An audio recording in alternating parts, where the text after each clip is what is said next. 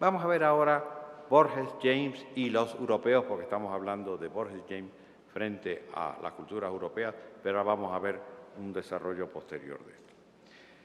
De todas las coincidencias entre Borges y James que he venido señalando, quisiera destacar ahora una que está relacionada con las ideas que he expuesto anteriormente, pero que no atendí con el detenimiento que merecía. Este punto de convergencia se reviste de verdadera importancia, me parece, porque está vinculado con lo que expone Borges como noción medular cuando intenta ubicar el lugar que ocupa el escritor americano en su función de outsider en el contexto de las grandes tradiciones culturales a las que por fuerza tiene que apelar. Me refiero a la concepción de Europa como un sistema unitario de relaciones culturales y la posición del artista foráneo, en particular el nacido en América, en el contexto de esa red de manifestaciones artísticas y filosóficas. El texto clave en donde se exponen algunas de estas ideas es el muy ponderado ensayo El escritor argentino y la tradición. Allí, como se sabe, el escritor argentino expone lo que podríamos llamar las ventajas que goza el que está, entre comillas, afuera, porque esa ubicación le permite manejar con entera libertad y sin supersticiones los elementos fundamentales de otras culturas, situación que le permite a su vez proceder a innovar dentro de estos sistemas de relaciones filosóficas y artísticas.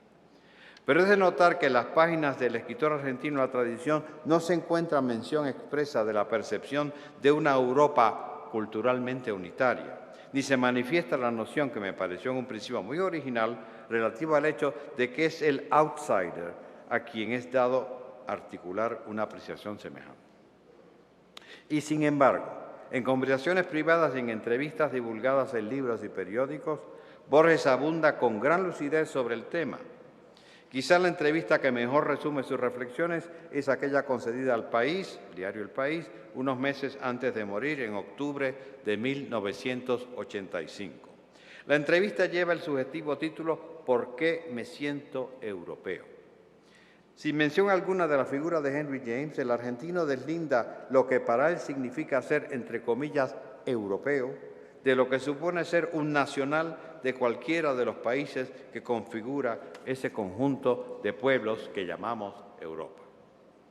Cito a Borges: los europeos han olvidado que eran europeos y han creído que ser solamente franceses, británicos, italianos, alemanes, soviéticos. Termino la cita.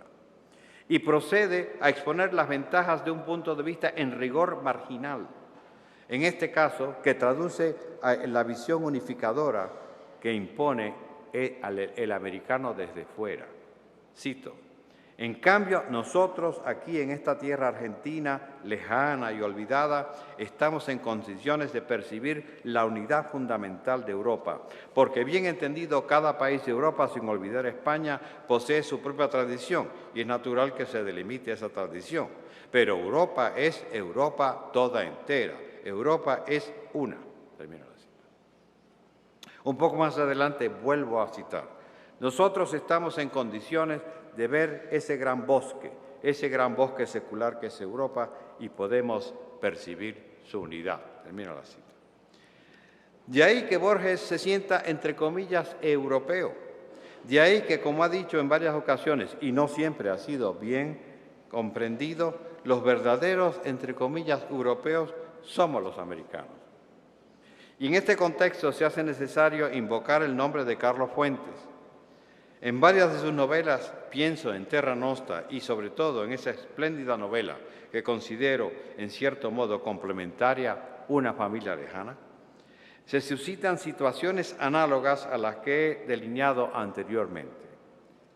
En el transcurso de Una familia lejana, el encuentro entre americanos, en este caso mexicanos, y europeos, se dramatiza en un ambiente que oscila entre la concordia y la violencia, y donde se materializan las súbitas revelaciones que propician la comprensión y, paradójicamente a la vez, el desconcierto y el desvarío. En una instancia particular, el francés, el conde de Branly, narra su primer encuentro con el antropólogo mexicano Hugo Heredia y califica con algo de desdén e ironía el carácter universal de la cultura del mexicano. Como latinoamericano culto, observa el francés, Heredia se sentía obligado, y cito, a saberlo todo, a leerlo todo, no darle al europeo cuartel ni pretexto, conocer igualmente bien lo que el otro ignora y lo que considera propio. Termina la cita. Risueño y quizá un poco no ingenuo, el francés Branly le imputa al otro el querer ser más europeo que los europeos. De regreso a Borges, la idea que califica de europeos a los americanos me pareció, ya lo he indicado, atinada y sobre todo me tocó durante varios años como una percepción de veras original. Me sorprendió, por lo tanto, encontrar una noción muy semejante en un ensayo de T.S. Eliot, escritor a quien Borges admira, justamente en un ensayo sobre Henry James. Eliot redactó el escrito en 1918 y pondera el lugar que ocupa el novelista americano, recién fallecido, respecto de la literatura occidental. Eliot caracteriza a James de la siguiente forma, y cito a T.S. Eliot. La percepción final, el logro más elevado que un americano puede alcanzar, consiste en convertirse no en un inglés, sino en un europeo. Algo que ninguno de los que han nacido en Europa, ninguno de los que pertenecen a las distintas nacionalidades europeas puede alcanzar. Termina la cita. Pensé de inmediato que Borges se había topado con estas palabras en el curso de alguna de sus variadísimas lecturas. Adjudiqué, pues, la autoría de esta concepción respecto del autor nacido en América a T.S. Eliot, a quien en gran medida se podría aplicar una consideración semejante. Pero no dejó de sorprenderme mucho tiempo después encontrar una variante muy cercana de lo que había propuesto Eliot en el propio Henry James. Se trata de una carta redactada el 20 de septiembre de 1867 y dirigida a su amigo T.S. Perry. En esa misiva, Henry James pondera lo siguiente, y ahora cito a Henry James. Hemos nacido en América. Il faut en prendre son parti. Lo considero, continúa James, una gran bendición y creo que el hecho de ser americano dota al individuo de una preparación excelente para la cultura. Como raza tenemos rasgos exquisitos y me parece que estamos en una posición ventajosa respecto de las razas europeas. Si se toma en cuenta que tenemos a la mano, en mucho mayor grado que cualquiera de ellos, la posibilidad de manejar libremente formas de civilización que no son las nuestras, que podemos desechar y escoger y asimilar y reclamar lo que estimemos propio donde lo encontremos. Tradicionalmente se ha pensado, continúa James, que carecer de una impronta nacional era un defecto o una rémora, pero estimo muy probablemente que los escritores americanos han de llevar a cabo una vasta fusión y síntesis de las tendencias varias de las distintas naciones del mundo y es el camino que ha de llevar a logros más importantes de los que hemos podido vislumbrar hasta ahora. Termina la cita de James del 1867.